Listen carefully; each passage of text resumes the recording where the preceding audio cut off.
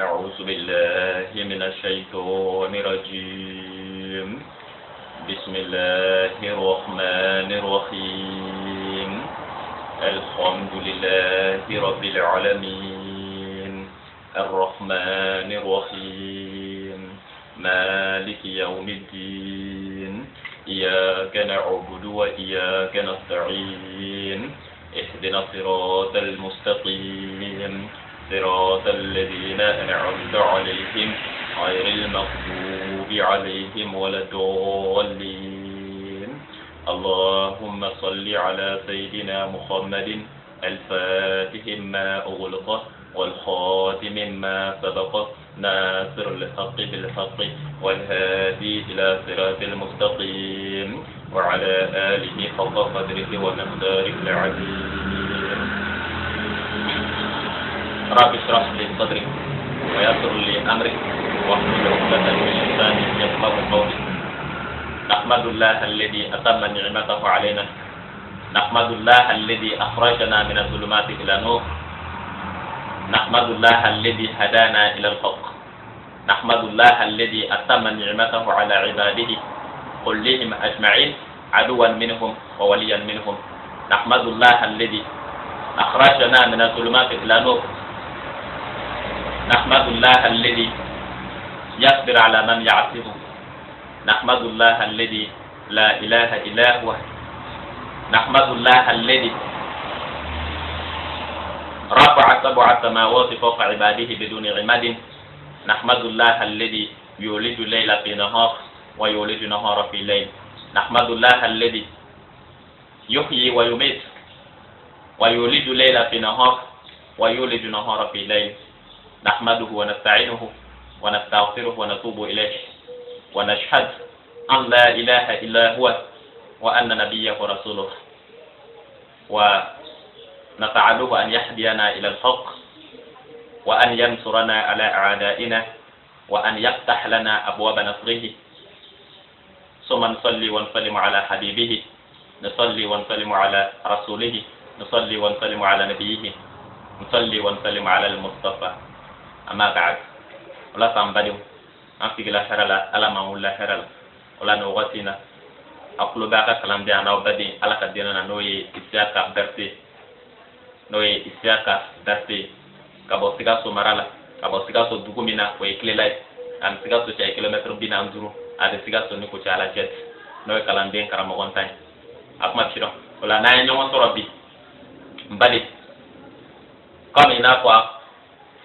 korale to mi na nyongo soro bi hakil nan jigi de kamado ala ka dinana hakil nan jigi kamade do ala ka dinana ko hakil nan jigi bi mai ala da o de ko fa zakir fa inna zikra tanfa'ul mu'minin ala ko de Muhammad jon hakili la jigi ne ala ka dinana hakili la jigi o be mu'min nafa o hakili la jigi do konnado o hakili la jigi do hukum konnado nya don nim faso de benyo wonta sisa ne te tubabu kai ne te anglais kai ne bamana nga eret nya ke bamana nga pour que on faso de be kulo ka do ala pour que on faso de be kulo ka do ala o la market tubabu kai make anglais kai nyake bamana nga ere pour que beka aka ko mo ka soral o yi mai la ba nyapi flobe wadul kala ni kana sa ga ko ya don ka ba akiro to le kala de kala mo wantai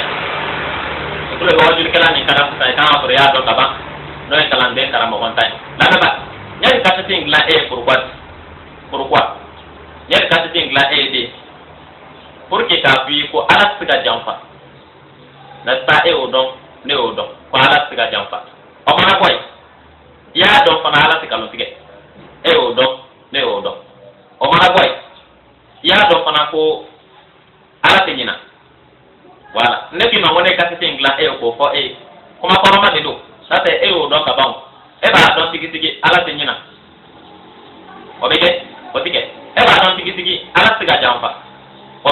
otike e ba don tigi ala te kalon tigi maintenant be ma ne ka te ingla ko fo e ko pour que ki agi la tigi ba ala te nyina ala te kalon tigi ala te ga jamfa mais o te ko ba e bo don ka ba na kun yɛrɛ jumɛn ye na kun yɛrɛ de fɔ e ye sisan mais sisan i ka nin yɔrɔ in i k'o kɛ ka baara kɛ de yɔrɔ dɔ de la n fɛ wala ne hakilla digi de do sabu ne ba do e ba don ko ala tika tike ne ba do e ba don ko ala tika jampa ne ba do e ba don ko ala tinyina ne pa na ne pe yo munu don tane me pe ku lu ta ika ka bara do kende ni wala nda en konnana ne ka tete en konnana o e bara juma ila na ba na ta na orani na wala na ba lako awni ala jonde besla na donne awni alaw jonde besla na don ka tame jonika aw mariam la mew ani alaw jonde besla na don ka tame jonika de ni ngal de do ko aw mariam aw munu beseli malla aw de besla na don wa tare ala de besla na don ala de besla na don n'est-ce pas ya do ala de besla na don ka tame mariam beka n'est-ce pas la bani ala de besla na don ka tame mariam beka asa ga selana don ga mala kan de ala karamo mana kalan to ko sega selana don ga mala kan anga wajur kala mana kalan to ko sega selana don ga mala kan anga moru mana kalan to ko sega selana don ga mala n'est-ce pas wala la ne ba o selana ya de yo ala e min fode o de selana ai mais c'est pas ko on me min ke ko de selana ai o te selana ai ala e min fo ni era sona ma ko ala de selana don ga mabeka o mana ne ala de besla na don ka tama bekan o ala mana mi fo la na akola o de do n'est-ce pas mais c'est pas on be mi ke la na akola ko de do je sono ma de voilà ibadu ande ni ala mi fo la na akola o de tomi o de wulibali mais on yi mi ke tuma dola sera ke wulibali comme a sera ke wulile n'est-ce pas ala mana mi fo la na akola o de wulibali la ne ba o ala yi mu fo la na akola de ko ala yi mu fo la na akola ma di ma da kurnya hal ta kuma ta kwi sabu chande do chan fo mango chan tigi fa kon chan tigi fa ye chan fo gwele yoro de kana sigala ko chan tigi de ti ma ta di chan tigi uchala do chan fo mango e arjon ka telin ne ka soy o fo kago ni to tol do le ola herago herese ola chan fo mango ibi chan fo dron chan tigi baye ni de do ko leke sede do la na wala mu fo la na ko la de ma di ma da ko nya flame walanda en banfa sa tan net jigla tigane net jigi tigane de kanga walanda en jima kana wallahi njigi tigane de kanga walanda en fiyeta njigi tigane to ko ibn atuka don sitan ibn adon fami net jigi tige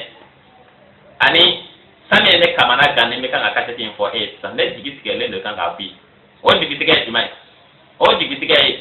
sa ta hawo de ko ya ese ka ala trompet hawo de ko ya ese kala ke kalon tiga lai o de tiga bene na sa ana ese kala ke kalon tiga lai tugot la ga ba o de do kui ibina do ne afie ka koran nda do ni hakli bala me na wala ye damat ani ka kro ya e ame ka ala de nyini kala trompe pala na ba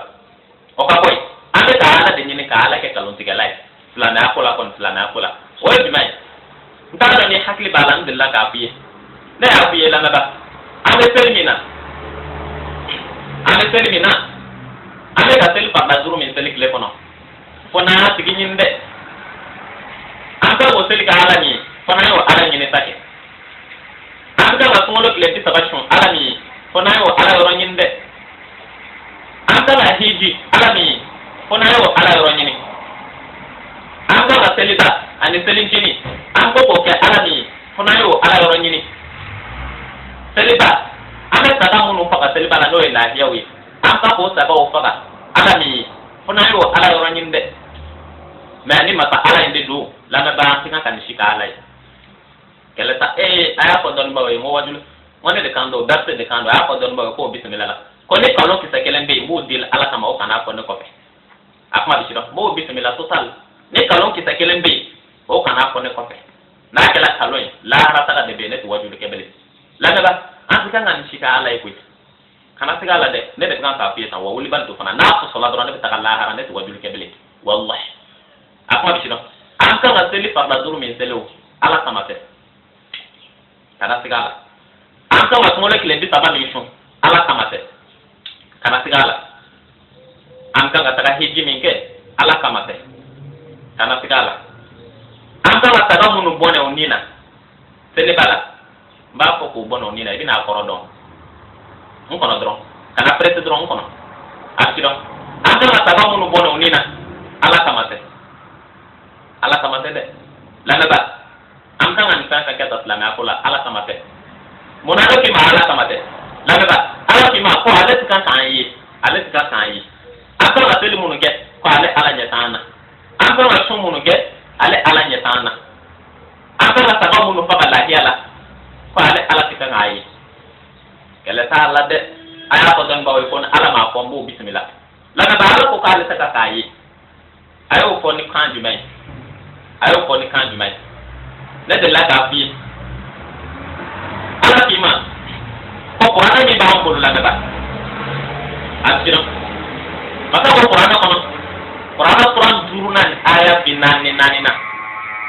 a mɛ ka ɲɛ kuranɛ suran 5 ani aya 44 na ani kuranɛ suran 5 ni aya 45 na ani kuranɛ suran 5 ni aya 47 na ne y'a f'i ye karamɔgɔ ma ne kalan kuranɛ na dɛ karamɔgɔ ma ne kalan kuranɛ na sugandi kelen o karamɔgɔ te a sira karamɔgɔ ma ne kalan kuranɛ na sugandi kelen o karamɔgɔ te wa ne bɛ kuranɛ d'i ma lamɛnba ne t'a f'i ye n ka ala fɔ tan kuranɛ kɔnɔ dɛ ayi t'a f'i ye n ka ala fɔ tan kuranɛ kɔnɔ kuranɛ bɛ yan de n b'a f'i ye n ko ala fɔ tan kuranɛ kɔnɔ yɔrɔ in na n'i y'a dayɛlɛ i b'a sɔrɔ yen walahi a kuma bɛ sira lamɛnba ala f'i ma kuranɛ kɔnɔ suran 5 ni aya 44 na ani kuranɛ suran 5 ni aya 45 na ani kuranɛ suran 5 ni aya 47 na ala ko cogo di de ala ko de inna anzalna tawrata fiha hudan wa nur يحكم بها نبينا الذين اسلموا للذين هادوا ورهبانيون والاحبار بما استحفظوا من كتاب الله وكانوا عليه شهداء فلا تخشوا الناس واخشوني ولا تشتروا بآياتي ثمنا قليلا ومن لم يحكم بما انزل الله فاولئك هم الكافرون يكافرون موا ومن لم يحكم بما انزل الله فاولئك هم الكافرون ومن لم يحكم بما انزل الله faulaika humul kafirun ye kafirun ma arabu kana de kafirun arabu kana ko bamana kana ko kafiru ya do ko te ko ragala nay na tan o kafiru ala kan me jonu do ma ko kafiru la me ba ala kan an do wele qur'an ko no ta kan kafiri ya ala ko no ba ko radima wallahi ye kafirun kon me yere na mo ko de ala ko do wa man lam yahkum bima anzalallah faulaika humul kafirun ya do kafirun te bamana ngande kafirun arabu kan challenge ko kafiru maintenant kafiru jon ala san ka amalion de wele kan kafiri la me ba on kono sa ala ka dina wul bale mi ne te tamaki ka ko abada hal na benen president de che ne ba ala ka dina wul bal fay na benen ministre de che ne ba ala ka dina wul bal fay na benen makake che ala ka dina wul bal fay ne mana soro yoro a benen ma o ma che ala ka dina wul bal fay o ma ti ko ne te ka ala ka champo mo mi o ma ti nebe trana do me ka ala ka dina la te nebe ne micro en black en symbole la tella la ne ba 30 ne dus kona ne ala la te ne ka ala dina la te to de o te ma te ko ne tra mo mi ka ala ka dina la te o ma ti o bi hakilla ate ma ta kenda ate president na jamu fama to kerebe jamu fama to yara kara mo ko kerebe te lamba ne ba ala ka dina wul bal bi ma di ma de nya yelele hali nya kam ne te freke wallahi ba wul bal di ma ta hali te joro o jumay ye kafirun mewa ye kafirun mede lana ba ala de tan kan wele qur'an kono ta kan kafirun wallahi ako to de lana ba ma ko di ma me wala ndai tige ta mo nyafu en jigi tige ne de kan ka tingla asira en jigi tige le o de kan ka tingla o la yen ke to go tan en jigi tige le wallahi o ko jumay lana ba o ko de ala ko qur'an mi be an bolo ne mo ko kan aseli na to ne ma fi seli ne kan ga ala ibena faro do sa ala ko qur'an mi ba bolo na kan ga ke na kan aseli na to mo ko kan aseli ni qur'an mi to ya mo ko ga aseli o te qur'an de kono wa ko tabe o be qur'an kono mo ko kan asmo le kile tabashu o te qur'an de kono wa ko tabe o be qur'an kono abshira mo ko kan ata hikimina o te qur'an kono wa o be qur'an kono mo ko kan jana mi mbo o te qur'an kono wa o be qur'an kono la daga ne bato odi seli ye bato shun ye bato hiji ye bato jaga boy bato o be ko qur'an kono o ye bato odi ango black refe sala jima be qur'an kono abu ko mako kiru oni bato tikele de bato de be men ke tabaraji ni na ala ina ko kateli ina ko kashun kala bato abana na tarbe o jima la me ba o te bato ide o kiru bi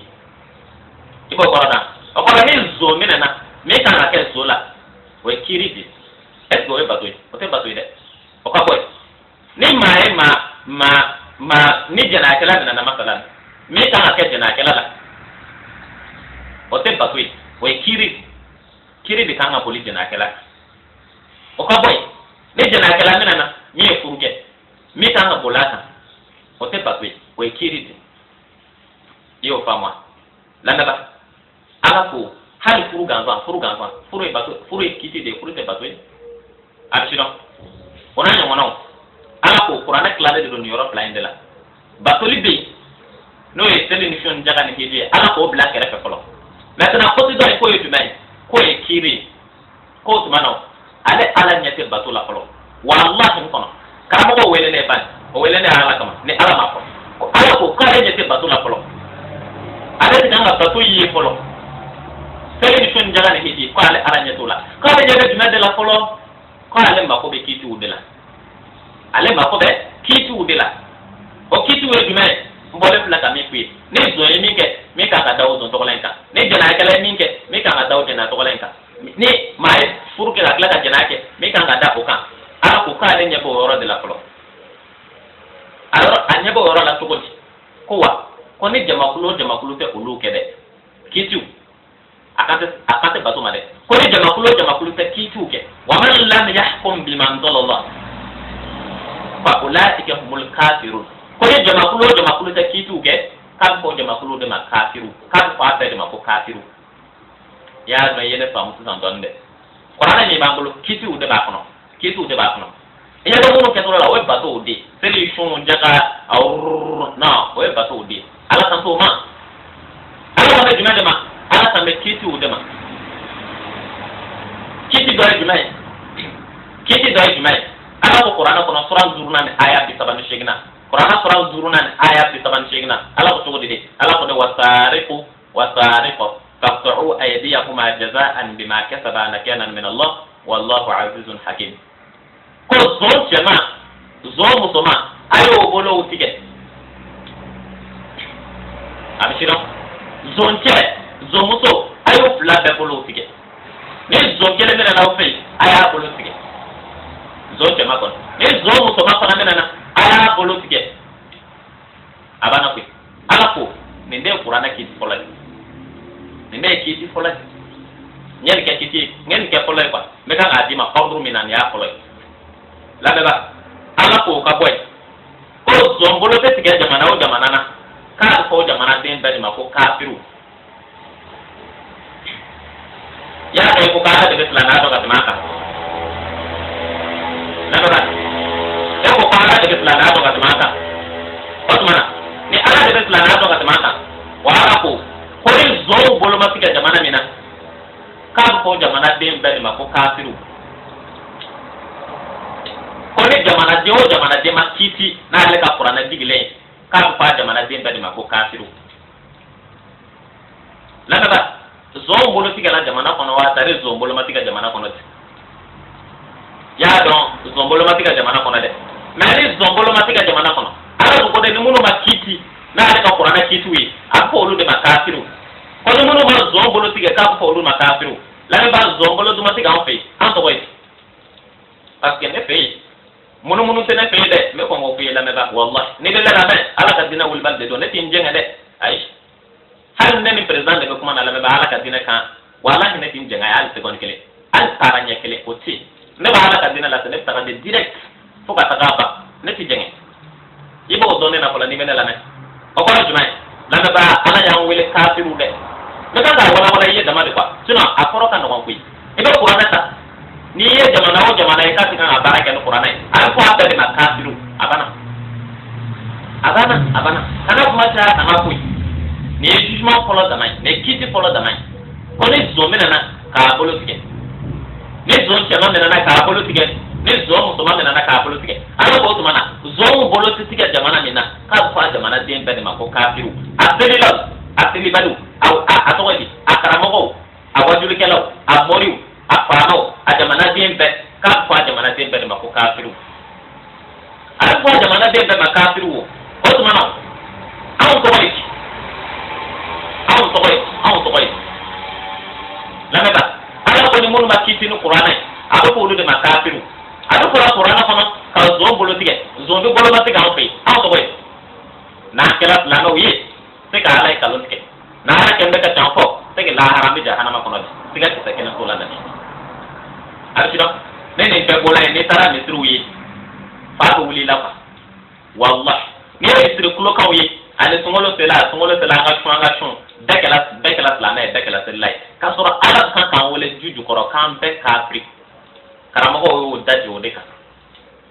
convion fana olu ta don tuma dola awon beta o la ko ne jigi tigale ni kan ka tin fuye tan fa jigi tigale pourquoi sabu amemi na la me ate wallahi ma nyana ma chita ala ta dinana karamo wala kiste ka ko kan me na ko la na do na yo ko karamo wala yo tiga dan tiga oti na yo ke dan lui ko ame plan ala ko dalu kele me qur'ana kono ne ta Allah harane ta ala ka dina la sabile sallahi o kara mo ko si na yo kara mo da o tiga dan tiga la me ba dalu ki sa kele te mi ba ira kan islam wi o dalu ti seli tanga islam ya ira sho tanga islam ya ira sabu era da bola ta ko ko islam na do ka ta malaka aw islam na do ka ta malaka o tumana arabo seli o islam ya ira sho o islam ya ira hiji o islam ya ira ko na me pe ka do kan islam wi o tuma na nga kiri tige no qur'ana ne qur'ana ko kami ke kiri ko la kamo ke qur'ana ko nga zo mbolo tige zo ndi bolo matige aw islam modelu jumai aw islam modelu jumai karama ko ni akana fil lahara de no na fil lahara bi jahannama ko wallahi ala te kalon tigaw na ala te kalon tigaw ko no munu ma juju no qur'ana ko lu de makafiru karama ko aw juju la no qur'ana wa apa juju no qur'ana fa aw yara ulu kan kuma de ulu to qur'ana do jamo ka juju no qur'ana re asino karamo aw la juju no qur'ana na wala juju no qur'ana ya do fa ma kon kara de ulu to qur'ana re do jamo ka juju no qur'ana no ulu to qur'ana do jamo ka juju no qur'ana o to na do na juju no qur'ana sisa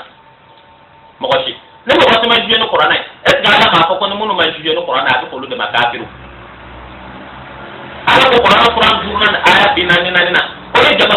kulo ma juge na ka qur'ana ka kwa jama kulo de makafiru aka don ba wene sherede ko ni kalon do kana ko ne ko fe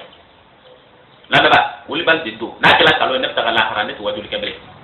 o kuma wuli bal yoro jumai la ba o kana kuma ta ku ala san ka amaliyan be wuli kan be kafri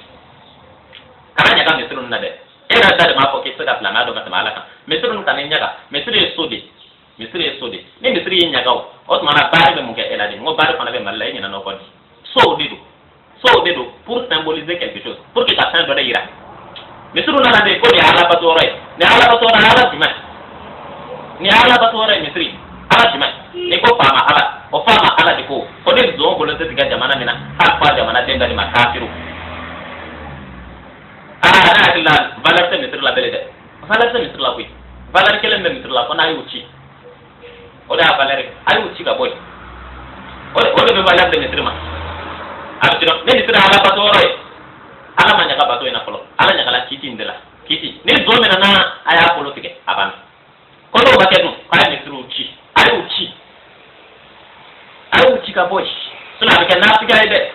wakati ko kafri na tiga ta ko kafri ke kafri ngele wakati ka ke na tiga ne kala na tiga ala ko qur'ana sura 99 aya kemen binan plana qur'ana sura 99 aya kemen binan sabana ana qur'ana sura 99 aya kemen binan zurna kon na tigu de jahannama be ko tasmana innal munafiqin fi darki asfal min an-nar na tigu de jahannama be ko tasmana la ni ya tafi kona sara nyinde na ko la ya ata haramu ya la ya por ate kui for ina de san sana tanen bekalo seli songolo kile bitaba ala juma fe ni ko fa ma ala fe o fa ma ala de ko ni zo bolo te tiga jamana mina ko ka fa jamana de be makafiru ni ala ma ko du aya ka don ba o tiga dan tike no ko ala ma ko no ko to yoro jam fe la ba ala ka dina makede ina be san sana ni be zero seli o bien chon yara be kon kan ko ni tele batala kata ko mena ko kanke o yo ta ka tonyo o ta ala batwe ni be la ta ka kanke ala sabata ala ko de yani ka ta ka kanke ko ni zo mena na o fe ayo bolo tike ay zo bolo tike de plan ay mais zo bolo matige ta ko kan tigala o mun dinay de ko mo so ko koy ando la mais mi ka zo bolo tige ante ola o mun dinay kan bi karamo be wajul la pa sadir kana ina ko convie ne ko ma hono jigi tigala ne kan akata tin kuye ne jigi tigala ne do wallahi jigi tigala ne do kuma ko ma de do sabu hal san tigi be ne da ma de chanti go kulo bene kana san tigi kan ga tigi sababa do kan be jampa de la a tigi kan tigi ma o ma jigi ma tigi sana la ne tiga ka sana plana akola wallahi ma o ma jigi ma tiga ni nyona na ne tiga ela ka san kola plana akola wallahi ni ka plana ai san woni sana la nga ti jigi ke sabe ko le de ala plana ala da ala san ka wele kafiru o te ma jigi tiga kumbo o de ne tigi tiga la me ba o de ne tigi tiga karamo ko de ya un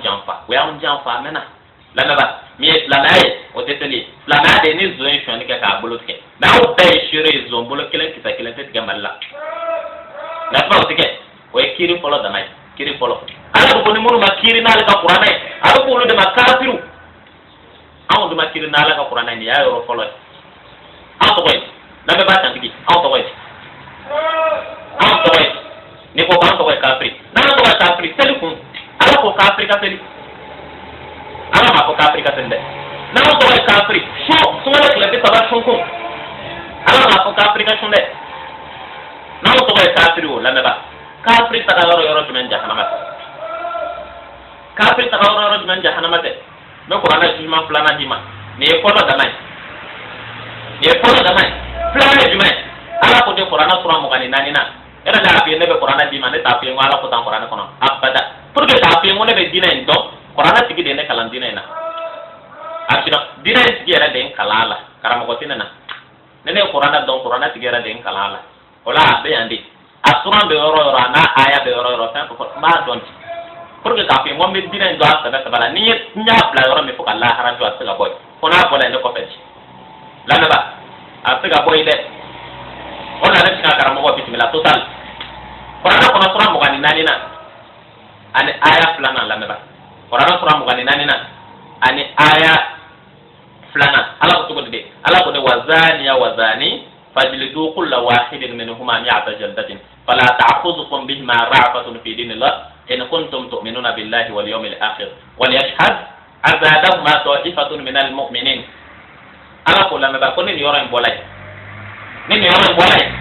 mata ko to de ala ko de zon tema zon musoma ko ko bolo tige ko ma boy am yoro tume am de na kala o de fi ko ni de na kala chemena na mi ma furu ke folo ko ka ge ke me bokola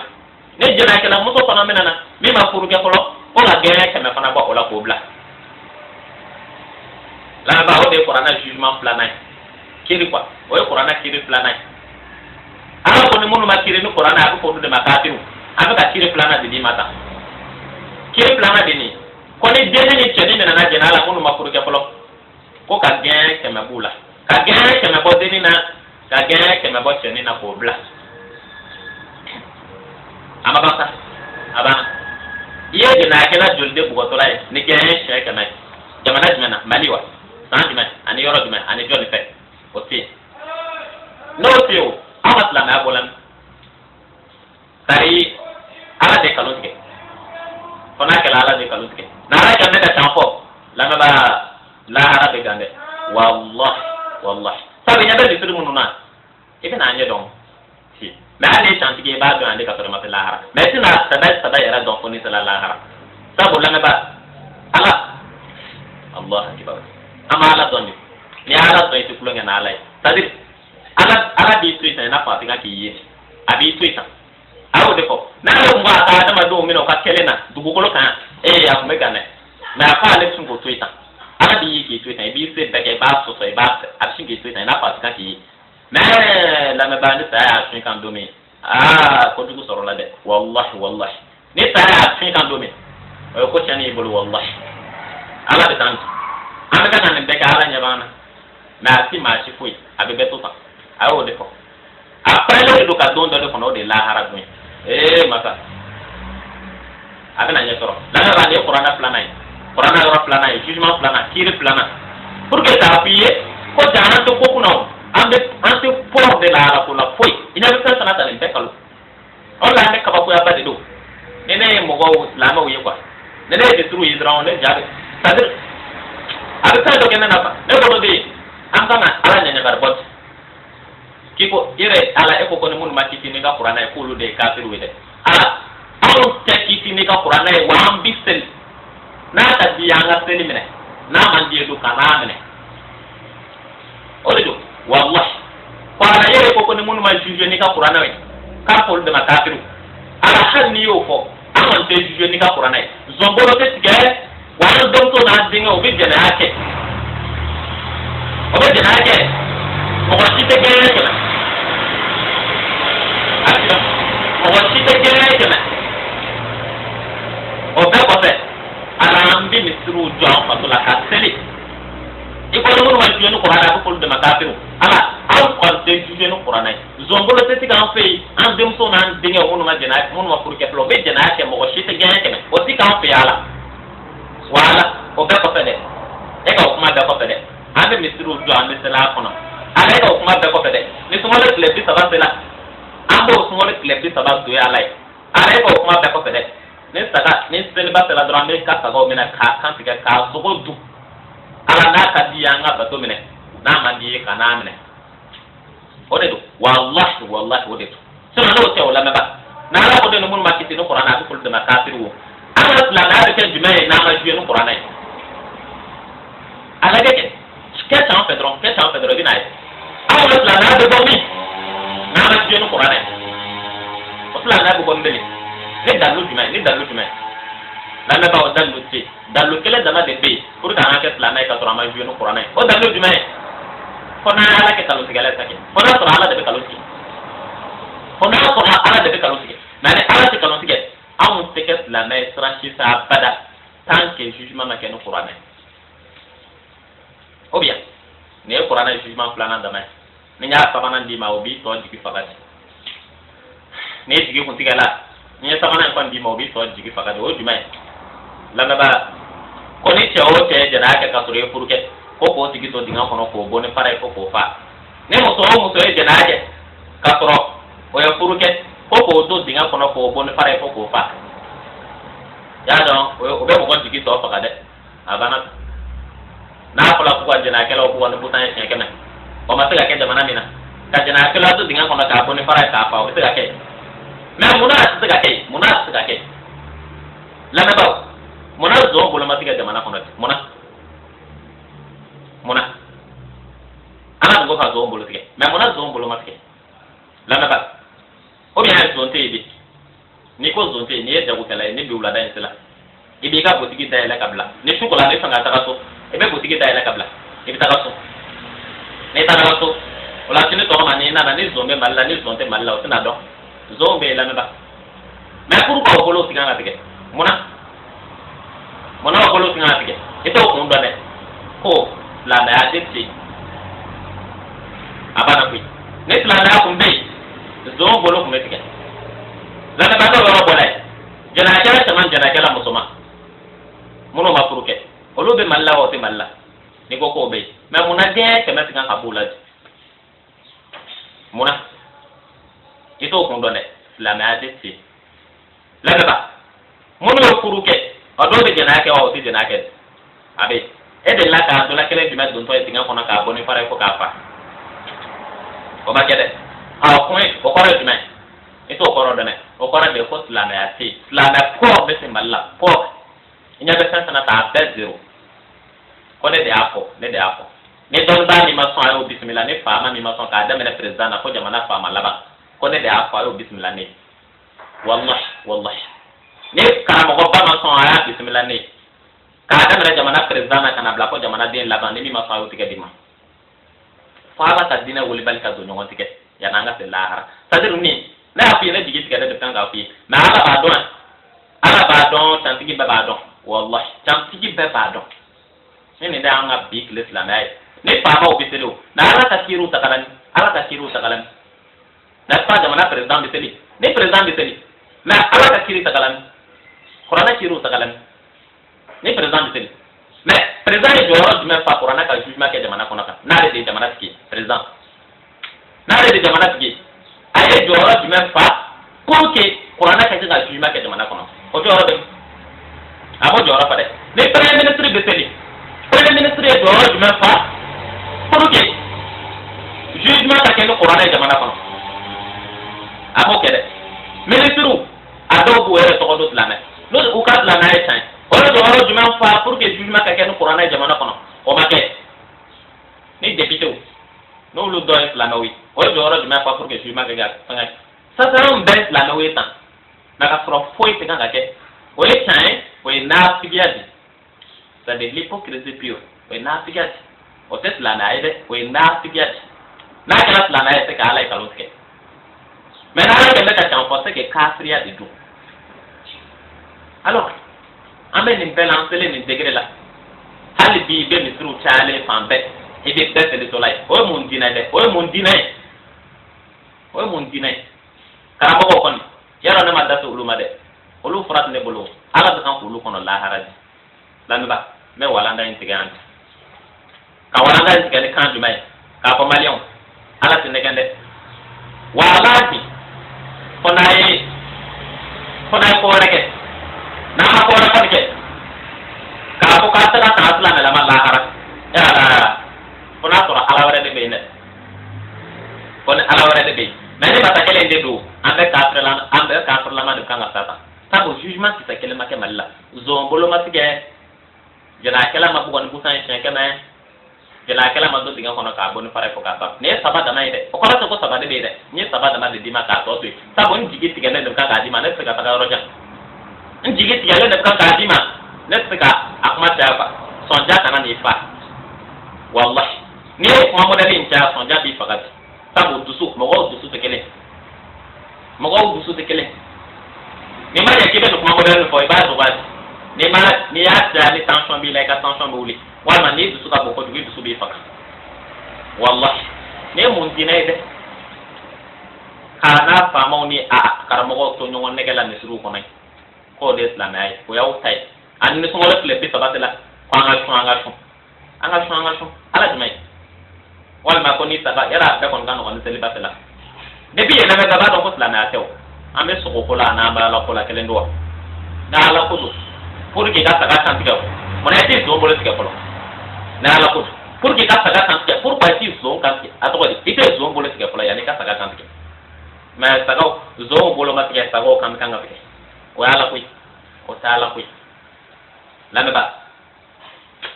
n'a ka ɲi sa sabu nin kuma mɔdɛli bɛ mɔgɔ si ban joona de n b'a ko tan pour que a kana na caya kojugu nin kun ye kɛra tilasɛgɛ mais ma ɲɛna dɛ a ye dɔnnibaw bisimila ne ye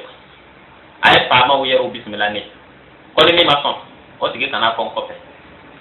a kuma bɛ si dɔn lamɛnba nin kun ye kulo kɛrɛsɛgɛ ala ka waati wɛrɛ yira an na ma ɲɛna pour que n'i ko ni min ma sɔn o tigi k'i bisimila ma ɲɛna k'an sɔrɔ yɔrɔ bɛɛ fɔ isa ka darse de don i kulo kun bɛ bale de kana n'o ye isa ka darse ka bɔ Sikaso mara la ka bɔ Sikaso dugu min na o ye Kilela ye ani Sikaso cɛ kilomètre 45 ani Sikaso ni Kucala cɛ n'o ye kalanden karamɔgɔntan ye a bangena de septembre kalo tile 5 san 1994